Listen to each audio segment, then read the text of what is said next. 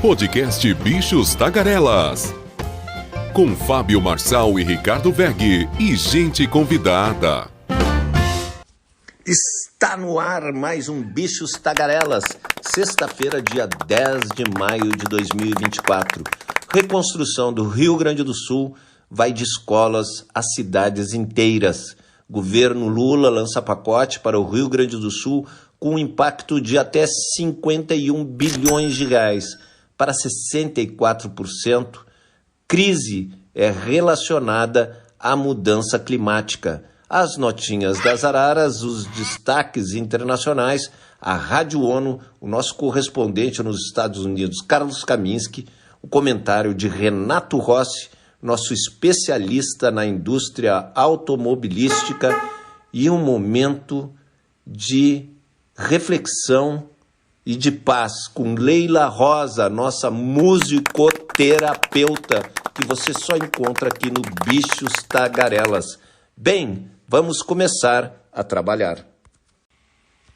Enquanto o perigo de mais chuvas continua no Rio Grande do Sul, com previsões de temporais hoje e amanhã, o governador Eduardo Leite já fala em reconstrução do que foi atingido. Estimou ontem em 19 bilhões de reais o custo total para esse esforço. A estimativa foi feita no mesmo dia que o ministro da Fazenda, Fernando Haddad, detalhou um pacote de medidas para ajudar o Estado com a previsão de gastos de 50 bilhões de reais. Então, o X da questão é essa. Se você der o dinheiro direto para a construção de casas, para famílias, você pode saber que vai sobrar dinheiro. Porque se você botar ali empresa, licitação, empresa com governo, vai dar ruim, como a gente fala. Se você pegar e fizer um acordo com a China ou com o Japão para asfaltar o Rio Grande do Sul inteiro, você vai gastar 20% do que você gastaria com essas empresas nas licitações, e essas estradas seriam construídas durante 10, 20 anos. Se você colocar ali Japão e China, você pode saber que o Rio Grande do Sul será reconstruído até o final do ano. E o governo Lula anunciou nesta quinta-feira o pacote de ajuda ao Rio Grande do Sul, com um impacto potencial de quase 51 bilhões de reais. As medidas buscam socorrer o Estado após as enchentes. Do total, 7 bilhões e 700 milhões de reais terão impacto nas contas do governo federal. A maior parte desses recursos foi reservada para baratear financiamentos a empresas e produtores rurais. As ações incluem aportes em fundos garantidores de operações de crédito, subvenção direta para reduzir a taxa de juros e dinheiro para estruturação de projetos. As verbas pagarão também parcelas extras do seguro-desemprego. O pacote inclui medidas já anunciadas nessa semana, como antecipação de benefícios sociais e suspensão temporária de recolhimento de tributos de empresas afetadas, mas ainda não trata de medidas diretamente direcionadas às famílias, para além das antecipações de benefícios. O que é mais esperado aqui, e o presidente prometeu anunciar, são ações focadas nos moradores, ou seja, todo mundo que perdeu a sua casa. Aquela pergunta que não quer calar: quando eu vou voltar para minha casa? Muitos não vão voltar para casa porque aquela localização que eles estão, não tem como você ter uma casa ali, porque na próxima chuva você vai perder a casa. Então, quais são os grandes desafios hoje de governo estadual, federal e municipal? Aonde vamos colocar as casas dessas pessoas? Eles vão ter que mudar até de município, porque tem municípios que foram devastados, vão ter que ir para uma parte uma parte superior, vão ter que, de repente, desapropriar fazendas, alguma coisa vai ser feita. Mas o dinheiro que o governo prometeu, R$170 mil para cada família, sim, eu acredito que a melhor forma era dar o dinheiro para a família. Você consegue um terreno e você vai ter aqueles 170 mil que não é dado, é um empréstimo, mas um empréstimo baratinho, ali você vai pagar 200 e poucos reais, não chega a 500. Mas não botar empresa. Você pode, o CREA, criar empresas que coloque, dê soluções de imóveis baratos. E existe milhares no Brasil dessas alternativas. Mas não vão colocar empresas, não vão colocar governo, vão colocar opções. Você tem as opções dessas casas. Você que vai fazer, tá? Você tem 170 mil. Eu acho que tem que ser por aí. E o pacote destinado a trabalhadores assalariados, beneficiários de programas sociais, municípios, empresas e produtores rurais? Num primeiro momento, o governo federal anunciou ontem 50 bilhões e 900 milhões de reais. Mas ainda vem muito mais, porque existe aquela possibilidade do governo pagar a dívida, que é um desejo do governador Eduardo Leite, de começar a pagar a dívida daqui a 2 anos. Então, isso traria dinheiro, injeção de dinheiro, de recursos que o governo deixaria de pagar a dívida com a União e investir no Estado e ativar novamente a economia dos gaúchos.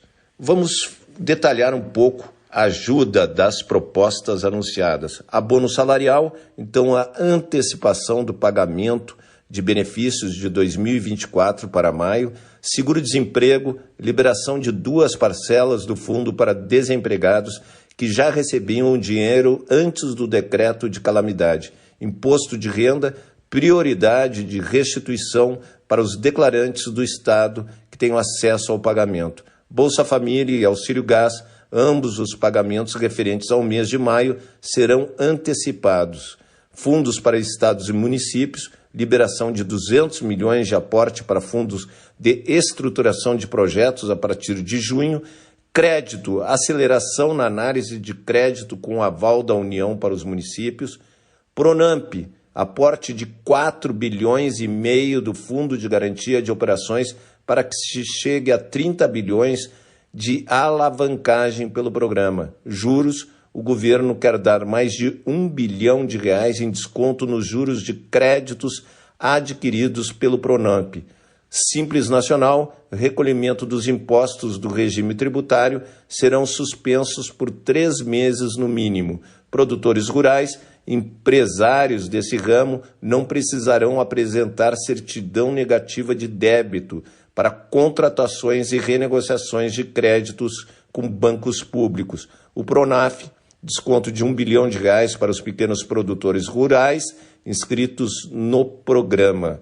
Então, são belas notícias que teremos na próxima semana ainda muito mais, porque o governo deve anunciar, então, acordos. O nosso governador Eduardo Leite estará com o ministro Fernando Haddad nesta próxima semana e ali Fernando Haddad vai detalhar com Eduardo Leite como serão as negociações em relação ao pagamento da dívida.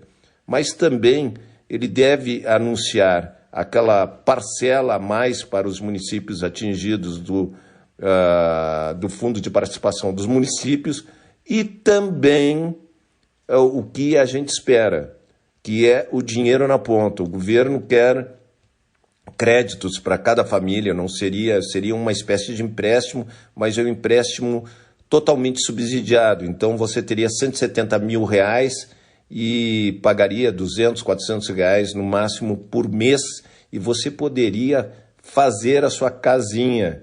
O X da questão é se serão empresas que vão fazer, tipo Minha Casa Minha Vida, e onde, né? Porque você não pode fazer no mesmo plano, porque daí você vai perder a sua casa no próximo ano. Então, são os grandes desafios para a ponta, para as famílias. Como você vai fazer isso? Quem vai adquirir esses terrenos? Quem vai construir essas casas? E a gente espera que isso se resolva rapidamente. No DENIT, a pressa para a reconstrução das rodovias no estado e também das pontes que ligam os municípios. Então, a gente está esperando ansiosamente a reunião que vai acontecer com o ministro Fernando Haddad e o governador Eduardo Leite na próxima semana. E vamos às notinhas das araras, a sua agenda do dia. O governo do Rio Grande do Sul já propôs à União suspender o pagamento da dívida do Estado durante 2 anos, ou seja, até maio de 2026. E redução, né, do pagamento de juros do IPCA mais 1% ao ano. Então, tudo isso, o governador Eduardo Leite vai ter uma conversa, então, com o Fernando Haddad na próxima semana. Então, o que o governo estadual precisa e quer é injeção de investimentos. Se o governo deixa de pagar a dívida, ele pode investir na economia gaúcha. E isso, movimentando a economia, você gera emprego, você gera renda e você melhora a vida de todos os gaúchos que estão sofrendo. E o ministro Paulo Pimenta, da Secretaria da Comunicação, enviou à Polícia Federal novos nomes para serem investigados pela suspeita de disseminarem fake news sobre enchentes no Rio Grande do Sul. Então é importante colocar isso, porque você vê até aquele médico bolsonarista Vitor Sorrentino, que tem 1.300.000 seguidores, que vocês lembram que ele foi preso lá no Egito por assédio. O que ele coloca ali, o vídeo Sorrentino, então, que foi detido no Egito em 2021 por acusado de assédio sexual e suspenso por 1 mês em abril deste ano pelo Conselho Regional de Medicina por violar o Código de Ética da profissão. Esse vídeo que ele fez um vídeo da Anvisa que teve um impacto muito grande, mas essa fake news acaba prejudicando o Brasil e essas pessoas aumentando os seus seguidores. Então a gente tem que repensar nisso. Como é que essas pessoas ainda ampliam seus seguidores, então eles propagam fake news que prejudicam o país de vocês, não é o X ou o Y, não é o governo Lula ou o governo Leite, eles prejudicam o país com esse bando de asneiras que eles colocam. Então, hoje, o presidente Lula entrega moradias do Minha Casa Minha Vida em Maceió, segue agora as operações de busca lá no Rio Grande do Sul.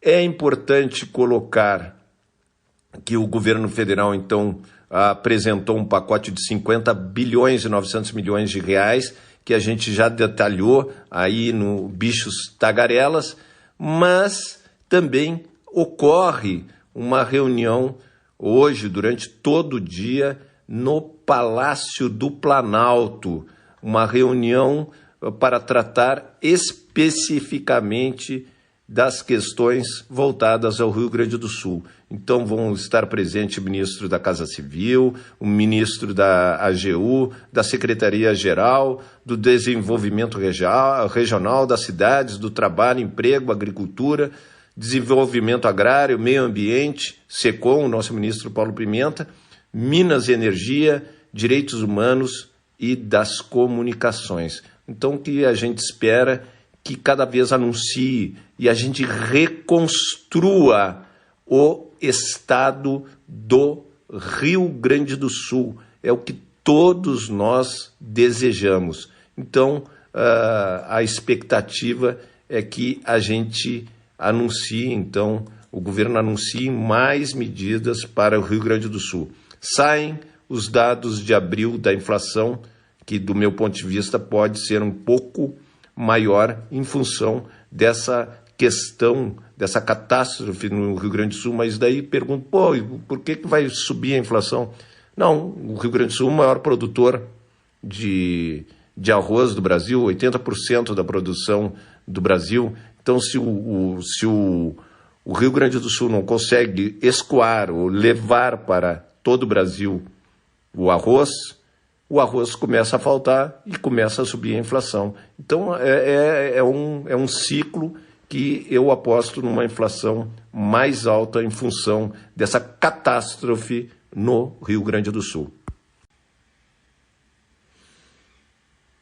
E vamos aos destaques da imprensa no mundo. New York Times, atos pró-Palestina. Hillary Clinton diz que muitos manifestantes ignoram a história do Oriente Médio. Washington Post, caso Trump, os momentos mais tempestuosos do interrogatório de Stormy Daniels. Wall Street Journal, The Mobile e Verizon em negociações para dividir rede celular nos Estados Unidos. Clarim, greve pareceu forte, mas lojas abriram e havia muita gente nas ruas. La Nation, governo critica duramente a greve, mas diz querer manter canal aberto com a central sindical. The Guardian, Reino Unido sai da recessão, mostram números oficiais. Financial Times, concorrência chinesa é desafio definidor para empresas da União Europeia. Não correram, não se atualizaram, você não tenha dúvida que a China vai atropelar a União Europeia, como nós atropelamos no agronegócio. Por isso que eles sempre se protegem e não deixam os nossos produtos entrarem, eles entram em cotas apenas na União Europeia. Então a União Europeia, claro que tem medo ali da China e da evolução tecnológica rápida que a China tem demonstrado para o mundo. O primeiro-ministro israelense Benjamin Netanyahu disse que os israelenses estão prontos para lutar com as unhas caso faltem armas. Mais uma besteira que o Benjamin Netanyahu fala depois que o presidente Biden, disse que pode interromper a ajuda a Israel caso o país faça um ataque terrestre intenso em Rafah. Ali uma guerra quase imaginária, né, dos israelenses, porque o Hamas, olha as armas que tem o Hamas, olha as armas que tem o Israel. Só que Israel encurralou a população toda palestina, mais de 1,5 milhão de palestinos num cantinho, e vão matar muitos civis, já mataram milhares de civis, entre esses milhares, crianças e mulheres, que isso é muito triste. E o grupo, o Houthis, aqueles rebeldes do Iêmen, reivindicou 2 ataques com mísseis no Golfo do Éden, no Oceano Índico, contra navios porta-containers com bandeiras do Panamá. O Centro Conjunto de Informações Marítimas, liderados pelos Estados Unidos, porém nega. E o presidente Volodymyr Zelensky declarou que o país pode impedir o avanço da Rússia no leste se os países aliados aumentarem o fornecimento de armas. E o presidente Xi Jinping e o premier húngaro Orbán assinaram uma série de acordos em Budapeste que querem intensificar a cooperação econômica e cultural entre os dois países. E finalizando a parte internacional, a TikTok, a empresa anunciou que começará a rotular automaticamente imagens e vídeos gerados por inteligência artificial. A medida é uma forma de tentar evitar a desinformação. Já é uma evolução que pode ser usada no X, Facebook, Instagram. É uma possibilidade. Vamos ver o que vai acontecer. E vamos aos destaques da Rádio ONU, também diretamente de Nova York.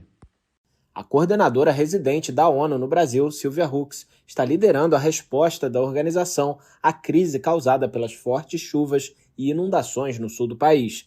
Isso inclui o envio de suprimentos de emergência e o monitoramento da propagação de doenças, o apoio a abrigos, distribuição de kits de emergência e o monitoramento da situação de crianças e adolescentes, alguns dos quais foram separados de suas famílias. Na quarta-feira, o secretário-geral da ONU, Antônio Guterres, emitiu uma nota dizendo estar profundamente entristecido pela perda de vidas e pelos danos no sul do Brasil. Ele enviou condolências e solidariedade ao governo e ao povo, bem como às famílias das vítimas. O líder da ONU enfatizou que catástrofes como esta são um lembrete dos efeitos devastadores da crise climática nas vidas e nos meios de subsistência. Em resposta às devastadoras enchentes no estado do Rio Grande do Sul, a Agência da ONU para Refugiados, Acnur, e organizações parceiras estão colaborando com autoridades públicas e da sociedade civil para minimizar os efeitos desta catástrofe, apoiando pessoas brasileiras, refugiadas e migrantes que estão deslocadas. O Acnur estima que 41 mil pessoas refugiadas ou com necessidade de proteção internacional vivem no Rio Grande do Sul. Com base nos dados do governo federal, destas, 35 mil vivem em condições de vulnerabilidade e podem ter sido afetadas direta ou indiretamente pelas inundações. Estas pessoas informam que perderam casas, pertences e documentos, com negócios e outras atividades de geração de renda destruídos pelas águas. O Rio Grande do Sul é um dos estados brasileiros com maior presença de pessoas refugiadas e migrantes, especialmente venezuelanos e haitianos, muitos vivendo em áreas de risco. Da ONU News em Nova York, Felipe de Carvalho. E chegou a hora do comentário de Carlos Kaminski, diretamente de Nova York. Olá, Ricardo Veg, olá, Fábio Marçal, olá, Renato Rossi, bichos tagarelas, aqui Carlos Kaminski, de Nova York. E o El Niño está chegando ao final depois de um ano recorde de calor. O padrão climático conhecido como El Niño está caminhando para a sua saída, depois de um ano em que ajudou a levar as temperaturas globais a novos recordes. Os meteorologistas da Administração Nacional Oceânica e Atmosférica, o NOAA, dizem que as condições provavelmente mudarão para um padrão laninha até o final do verão. O El Niño é marcado por temperaturas oceânicas mais quentes do que as normais no Pacífico Oriental, onde grandes quantidades de calor são liberadas para a atmosfera. É por isso que os anos de El Niño são tipicamente mais quentes do que a média. Juntamente com o aquecimento causado pelos gases emitidos pela queima de combustíveis fósseis, 2023 foi classificado como o ano mais quente registrado. Os cientistas dizem que é um aviso gritante de que a combinação de mudanças climáticas e El Niño poderia preparar o terreno para ondas de calor, inundações e secas ainda piores no futuro. Não foi surpreendente que 2023 tenha sido o ano mais quente já registrado, diz Tom DiLiberto, cientista climático da NOAA. O que foi surpreendente foi o quão altas as temperaturas foram e o quanto eles quebraram os recordes. Os padrões El Niño e Laninha, que são flutuações naturais, também afetam as chuvas em todo o mundo. No sudoeste dos Estados Unidos, Os anos de El Niño são tipicamente mais úmidos, enquanto os anos de Laninha são mais secos, exacerbando as condições de seca. A atual mudança para a Laninha pode piorar a temporada de furacões no Atlântico este ano. As temperaturas do oceano já estão quentes lá, o que pode ajudar a alimentar o crescimento de tempestades. Laninha também normalmente age como um personagem de apoio, reduzindo o cisalhamento do vento na atmosfera. Menos cisalhamento do vento facilita o fortalecimento dos furacões. A saída do El Niño não significa que 2024 necessariamente terminará a recente série de temperaturas recordes, com os últimos 8 anos tendo sido os mais quentes já registrados. Mesmo enquanto mudamos para a Laninha, não vemos os impactos disso nas temperaturas globais até o fim do ano, diz Liberto.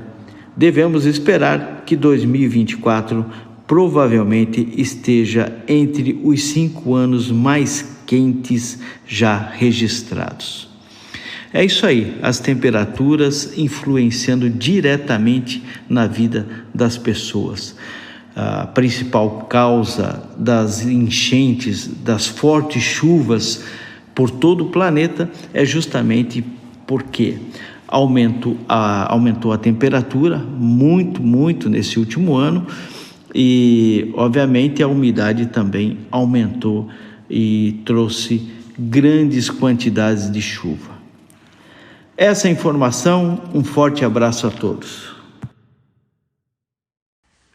E como é bom ouvir você, Renato Rossi, com mais um super comentário da indústria automobilística.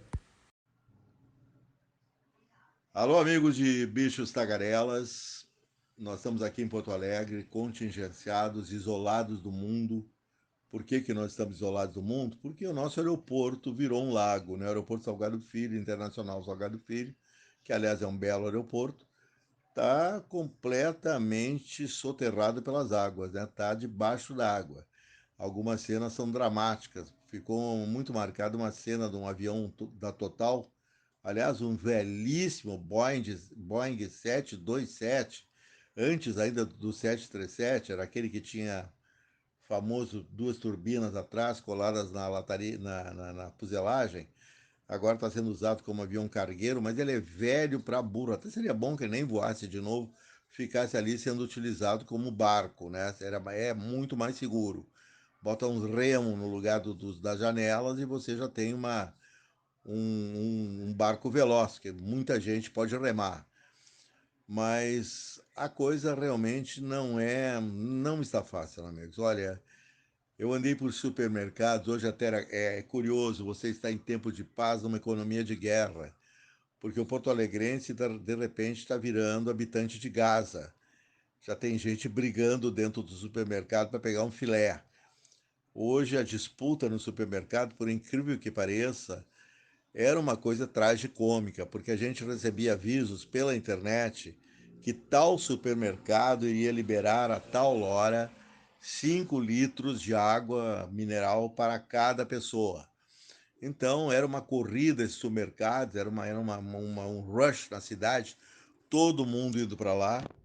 E até eu dei sorte, porque eu estava no supermercado, uma grande rede, e eu estava pelas 4 horas da tarde comprando algumas coisas, já avisando uma possível desabastecimento, e eu estava num grande supermercado e, de repente, eu estava lá dentro quando eu vi uma fila se formando, enorme dentro do supermercado. Eu disse, o que é isso? Aí alguém me disse, olha, chegou a água. Todo mundo correu, a fila era cômico, porque ela era uma fila enorme dentro de um estabelecimento comercial, como se fosse para as pessoas irem para algum tipo de concurso, alguma coisa assim, alguma coisa que estivesse sendo premiada, né? Ou comida de graça. Não, era água chegando. Então eu peguei 2 litros inicialmente, de duas bombonas de 5 litros, e depois peguei mais 2 de 6, porque eu dei uma volta, saí do supermercado, voltei, entrei em fila enorme de novo e consegui sair de lá com 4, 10 litros e 12 litros, né? 22 litros eu consegui. E eu já tinha conseguido água em outros lugares, porque não se sabe até que ponto essa falta de água vai prosseguir em Porto Alegre. Vocês imaginem que hoje eu acordei, né? Já acordo pensando como é que eu vou deixar a minha franja elegante. E eu tenho um cabelo muito liso, né? E uso franja desde os 4 anos de idade. Essa franja me acompanha então há 66 anos. 66 mais 4 dá 70. E eu sei dizer que ontem eu e minha esposa tivemos uma ideia muito legal. Como eu tenho piscina no apartamento, a piscina estava suja, nós resolvemos limpar a piscina. Fizemos esse trabalho de algicida, cloro e tal, aspirar. E a piscina hoje estava em condições bem legais, não estava perfeita. E eu sei dizer que não me restou alternativa, né? Botei uma sunga, sabe que aqui não é Rio de Janeiro, né, amigos? É Porto Alegre. Essas alturas do campeonato, o calor já tá indo embora, né? Não tá uma manhã quente. Eu não tive dúvida, né? Me joguei na piscina, levei o meu shampoo e lavei minha cabeça com o maior prazer, né? Tomei um banho legal. Depois o meu cabelinho se penteou também muito bacana, ficou legal como eu queria. E aí eu saí de casa limpinho, né? Por banho na piscina. Agora eu fico imaginando, eu tenho essa condição, né? Imagina as pessoas que não têm nada mais em casa, não tem água, tem casas que está com 20 pessoas, 30, principalmente o pessoal de baixa renda, que são sempre os mais atingidos nessas catástrofes climáticas, ao menos no Brasil, porque é uma questão das moradias inadequadas, que nem esse bairro Sarandi, né? É um bairro que mora mais de 50 mil pessoas numa baixada. O bairro tem casas legais, tem casas pobres, tem uma vila popular ao menos, e ali o nível do chão é mais baixo do que o nível do Lago Guaíba. O que é que acontece? Tem um rio Gravataí que margeia esse bairro. Precisa de diques. Tem um grande dique que está lá há uns 50 anos ou mais. Só que esse dique tem rompido e rompeu novamente no sábado. E aí foi um Deus nos acuda. Foi as rádios dizendo: saiam do bairro, a Defesa Civil, as filmagens de centenas de pessoas correndo pelas ruas, parecia um tsunami humano para fugirem do bairro. E de repente a água veio mesmo. Ela não veio como uma avalanche, ela não veio como um tsunami, mas foi inexorável. De 0% ela subiu quase 6 metros e tragou as casas todas, porque em geral são casas baixas nesse bairro. Foi um negócio impressionante. Muitas pessoas ficaram presas, algumas morreram afogadas, animais foram perdidos. Foi um horror. Foi uma questão de 2 horas, 3 horas, simplesmente veio uma enchente total pelo rompimento do dique. Não foi pela chuva, porque não estava chovendo. Então, e também não foi pelo Lago Guaíba, que ele fica longe desse bairro. Então, são falhas estruturais, muitas vezes lamentáveis por falta de manutenção. O dique é antiguíssimo, esse dique não passa de uma muralha de terra compactada com pedras, uma coisa fácil de ser levada num aluvião. E já havia chovido muito a semana passada, a pressão do dique já era total. Chegou o momento que abriu-se uma brecha nesse dique, levando milhares de pessoas a perderem suas casas, uma tragédia completa. Hoje eu andei pela manhã na Avenida Assis Brasil, que margeia o bairro Sarandi.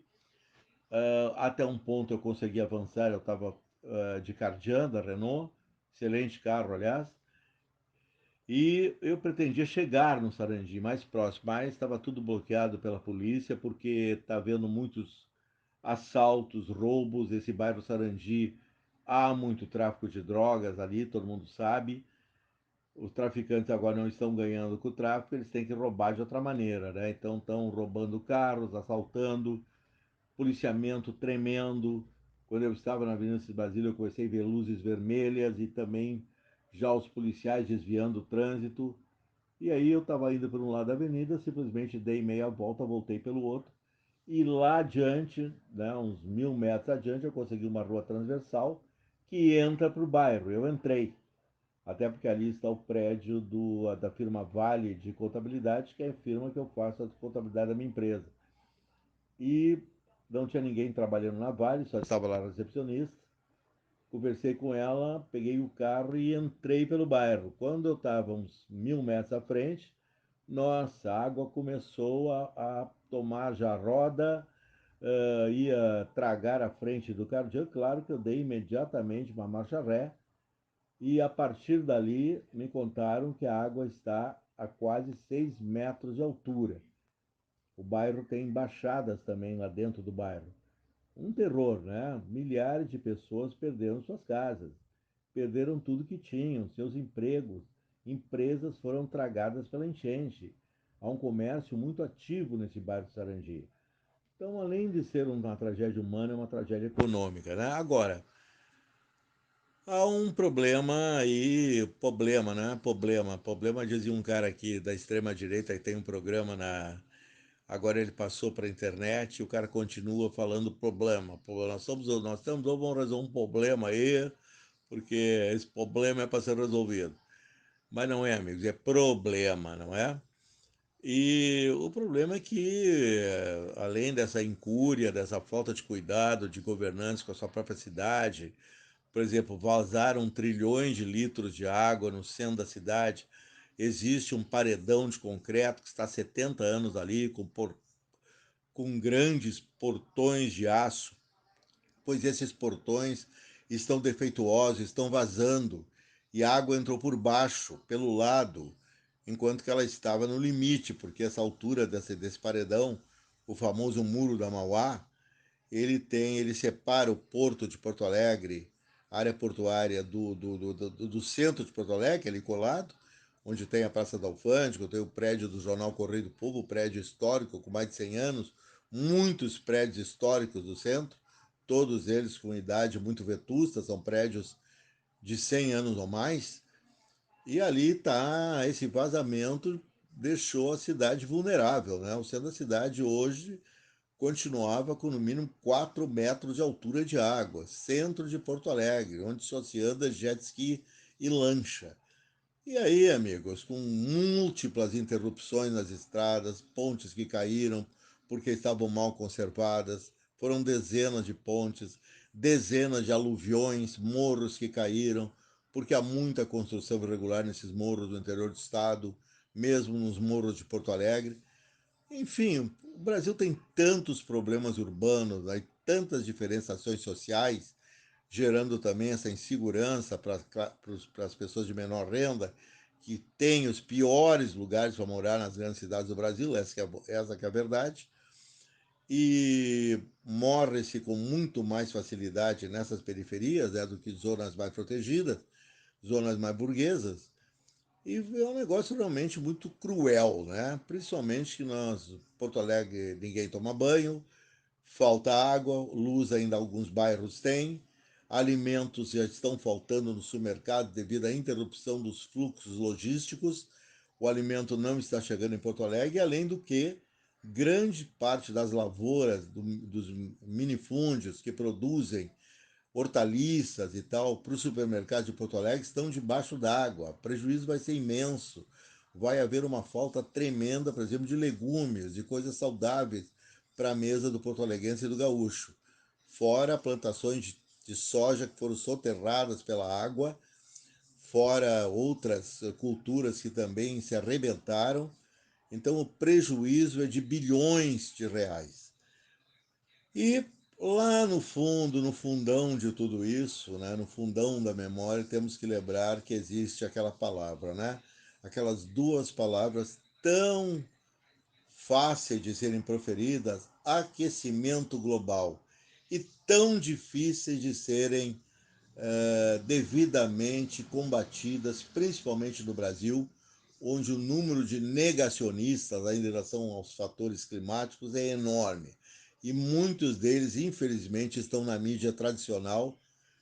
Temos exemplos aqui em Porto Alegre, caras que vão para as rádios defender ainda a cloroquina e afirmando que aquecimento global é coisa de comunista. Então, é isso aí.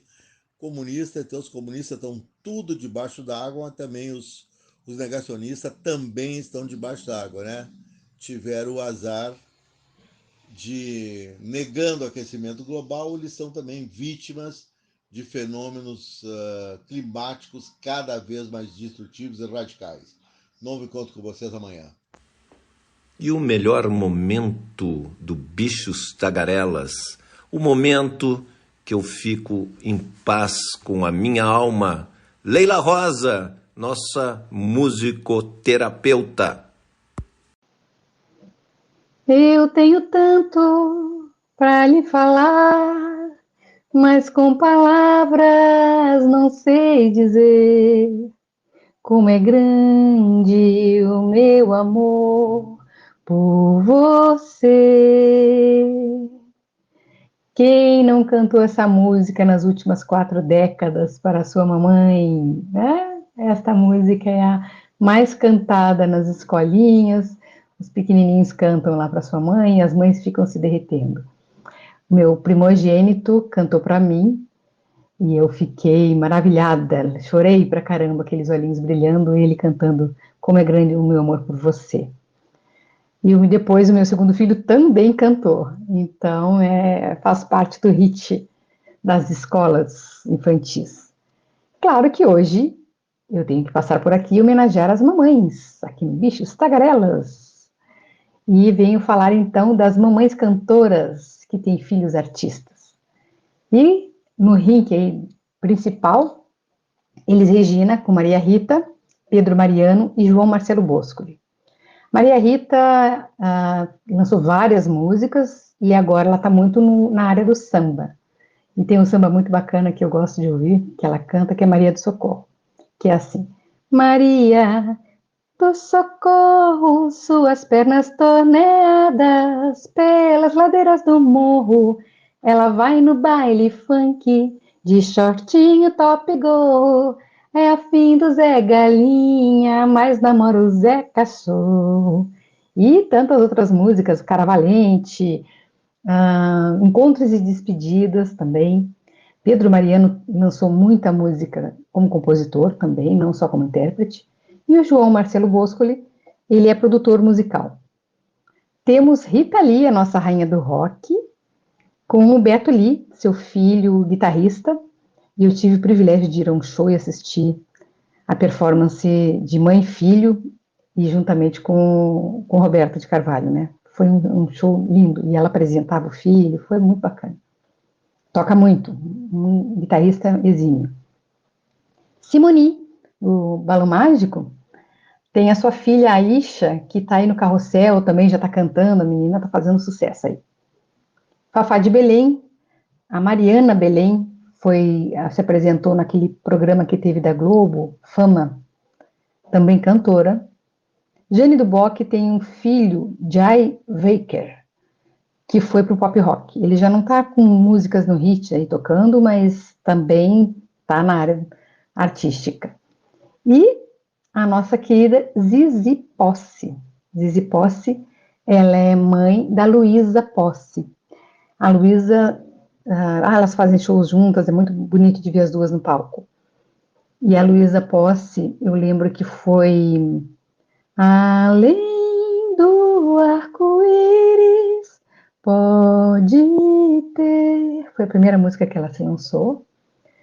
Tem Se Você Pensa Que o Meu Coração é de Papel. Também ela cantou essa música.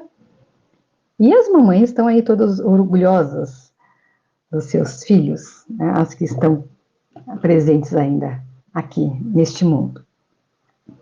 E eu gostaria de cantar para vocês uma música muito bonita que eu conheci com o grupo Cria. Essa música, ela é do Vitor Castro.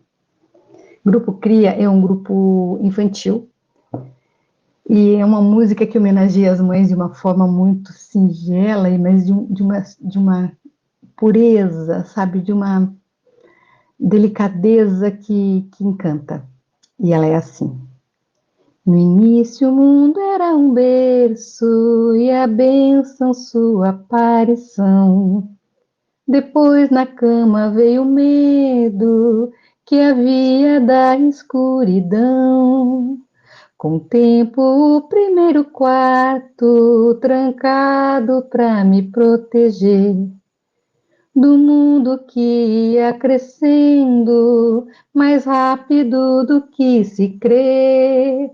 Então deixar de ser criança, me lembro tão bem de você. No dia da minha mudança, pra casa que eu podia ter. E hoje em dia quem me vê acha até difícil acreditar. Mas mãe, você foi o meu primeiro lar. Feliz Dia das Mães a todas as mamães que nos ouvem, as mamães que estão aqui, as que não estão mais. Feliz Dia da mamãe, a mãe do Ricardo, que é uma doçura, uma pessoa maravilhosa, querida. E eu deixo para vocês um beijo muito querido, cheio de carinho, cheio de amor e com muita admiração, respeito e reconhecimento a todas as mães, que são anjos que o Papai do Céu nos colocou, né? Beijos sonoros a todos. Tchau, tchau. E acabou-se o que era doce. Celito Rebelato Júnior, muito obrigado por essa edição maravilhosa. Agradecer a Leila Rosa, nossa musicoterapeuta, que me deixa tranquilo para encarar esse final de semana. Renato Rossi, muito obrigado pelo teu brilhante comentário diariamente aqui no Bichos Tagarelas. Ao Carlos Kaminski, nosso correspondente em Nova York, como nosso parceiro, a nossa parceira Rádio ONU, também de Nova York. E ao nosso Ricardo Egg, diretor, produtor. E vocês não têm a mínima ideia que ninguém ganha absolutamente nada aqui no Bichos Tagarelas. É um projeto que nós temos há mais de 6 meses, daqui a pouco vamos fazer 1 ano de projeto, e até hoje não viabilizamos economicamente. Se você souber de alguém que queira financiar um programa como Bichos Tagarelas, ligue para Fábio Marçal, 61 999 72 28 23. Vai ser uma honra receber essa pessoa para manter esse grupo, porque é brincadeira, que grupo maravilhoso que nós temos, mas tem muitos ali aqui do nosso Bichos Tagarelas que precisam sustentar um monte de boquinhas, como é o caso do nosso Cielito Rebelato Júnior. Então, voltamos na segunda-feira com o meu dia preferido, que é o dia 13. 13 é importante esse dia sempre para mim, e até vou explicar o porquê o dia 13. A minha primeira filha, o final da certidão de nascimento dela é número 13, 513, não é só 13, é 513. O meu primeiro carro foi 513. A minha primeira poupança foi 513. Então, a minha vida, o meu número do exército era 513. Então, 513 sempre esteve na minha vida, e o 13 esteve na minha vida. Então, esperamos você dia 13 de maio, na segunda-feira. Muito obrigado pela audiência. Critiquem, curtam o Bichos Tagarelas, que nós queremos continuar aqui com vocês enquanto for possível. Obrigado.